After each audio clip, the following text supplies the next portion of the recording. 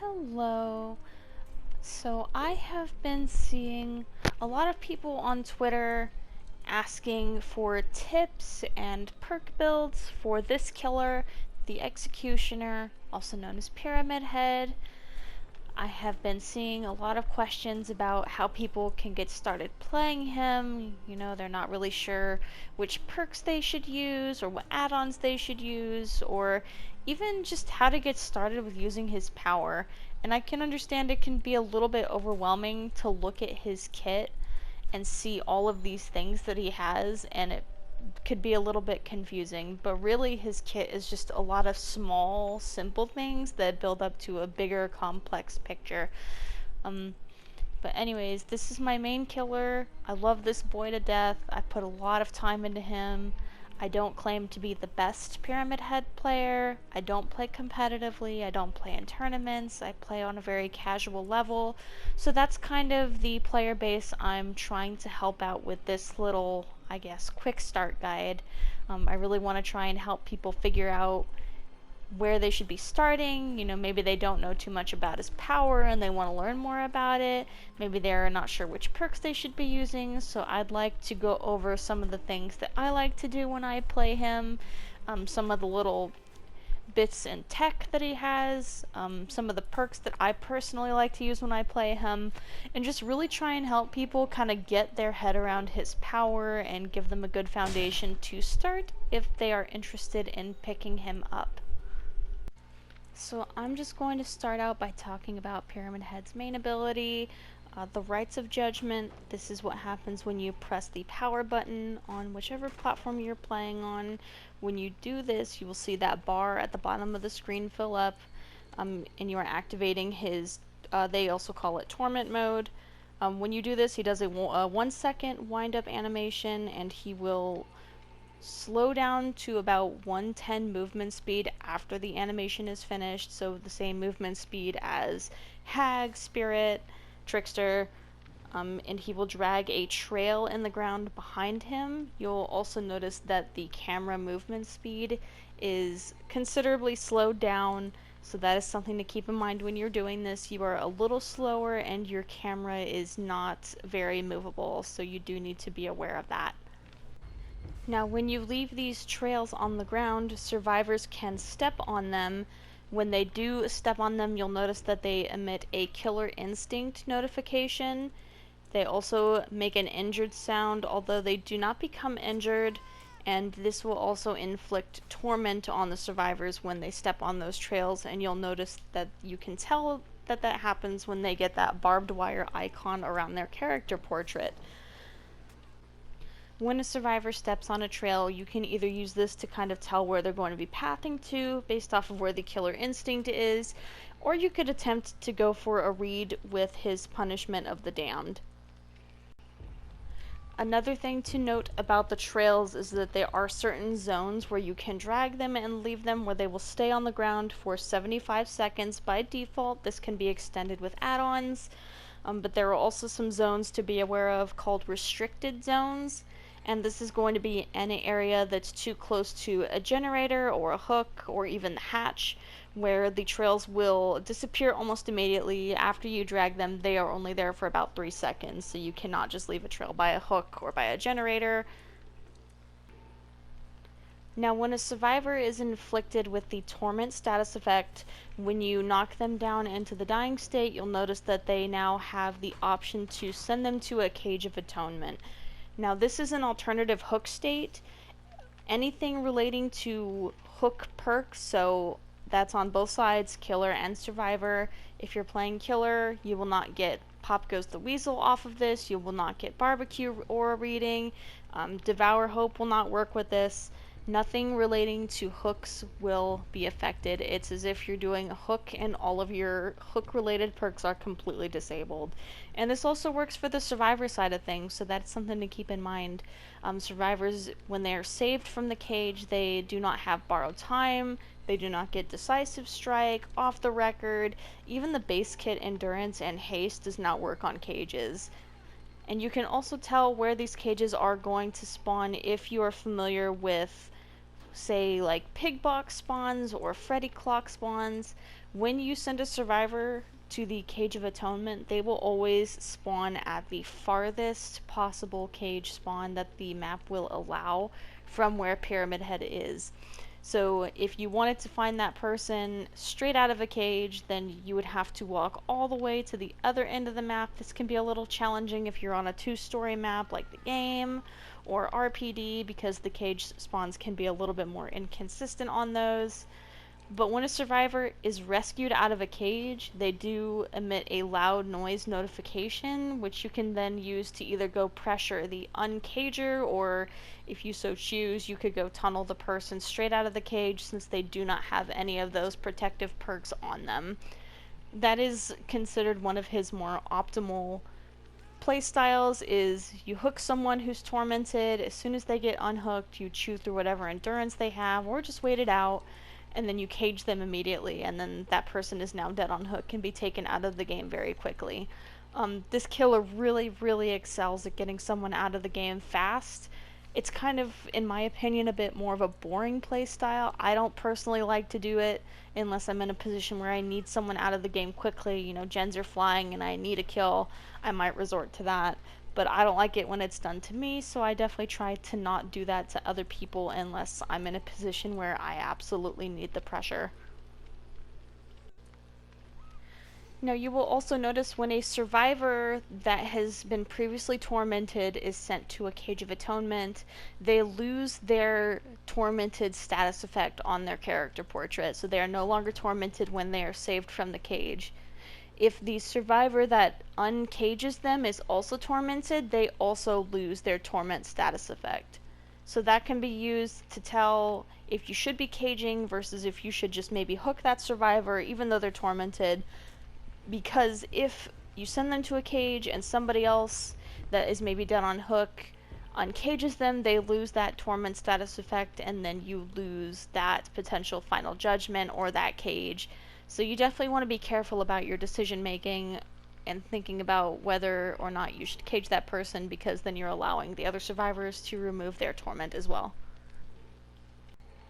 Now, I did mention this earlier, Pyramid Head does have a secondary attack called Punishment of the Damned. This can only be used when he is actively using Rites of Judgment, so when his knife is planted in the ground is the only time he can use Punishment of the Damned. And what this is this is a secondary attack. It sends out a wave in front of him by 8 meters default. This can also be extended with add-ons, and it moves as a wave very quickly in front of you in a straight line. So it starts closer to Pyramid Head and then it travels outward, and it does have some travel times. So that is something to keep in mind when you're trying to go for reads. Maybe try and anticipate a survivor getting a little bit further, similar to maybe leading like a Deathslinger shot or a Huntress Hatchet. You know, those things have travel times, so you have to keep that in mind when you're throwing them. And now, Punishment of the Damned does injure survivors through walls, through pallets, windows, anything like that. It can go through objects. And now, this can also be noted that when you fire off a Punishment of the Damned, it does take away about 20% of your power meter on your Rites of Judgment. So every time you throw this out, you're losing quite a bit of your power meter when you do this. And so if you are just spamming it, you may run out of power meter. You won't be able to draw any trails or fire off another Punishment of the Damned attack until that does recharge. There is also some little tech you can do with this. There is a way to flick it, not very significantly, mind you, but it is a bit of a tactic where if you are running a survivor at a small loop and you are in Rites of Judgment, you can take that Punishment of the Damned and you can flick your camera very quickly while you're walking forward, and it does catch people off guard quite a bit, because I feel like people don't really anticipate a Pyramid Head being able to do that. They know that he's slow, he can't turn very quickly when he's doing this, but you can definitely flick that Punishment of the Damned and catch people off guard. I love doing this at small loops. It's very effective at a map like RPD, where all of the loops are pretty small and enclosed and cornered, and then you can just throw that attack out and then you can try and get some of those flick reads, and it is a lot of fun to use. One more thing to keep in mind about Punishment of the Damned is first off, if you hit the obsession with it, you do not lose save the best for last stack, so I really like using that perk on him. If you can get the obsession when they're vaulting a window, or going through a pallet, or getting funneled into a corridor where they don't have a lot of wiggle room, it's really good to try and go for Punishment of the Damned hits on them because you will keep your stacks intact. And the other thing to keep in mind about this attack is it does have a shorter cooldown by about 2.25 seconds after a successful hit, which is shorter than the default Blade Wipe animation, I believe. So what you could do is if you have a survivor on, say, a Larry's loop where they have all the debris in the corner and maybe they have a pallet there, you can stand on the outside, keep them cornered on the inside against the wall, and you can just throw out that Punishment of the Damned attack over and over until you do hit them. Obviously you don't want to waste a whole lot of time, it becomes less efficient, but you could definitely try and go for a hit on them. If they try and run away to make distance, you can just regular M1 them pretty easily, and then that person is down on the ground. Alternatively, you could just keep going for Punishment of the Damned attacks, draw a trail through the pallet, try and get them tormented before you do this, but that is some of the micro decision making in an actual game to think about. So now to talk about some of the perk builds that I think are decent. I'm only going to go over a few because his perk diversity is pretty good. He has a lot of different options on what he can do. He's not locked into using only slowdown or only a specific set of perks. You definitely have some variety in what you can run with him. So you can definitely experiment with some of the perks I'm going to give out and really make that build your own. But personally, what you'll be seeing me run most of the time in these video clips, and also what I run personally when I'm just playing my everyday games, is Save the Best for Last, Lethal Pursuer, I'm All Ears, and Infectious Fright.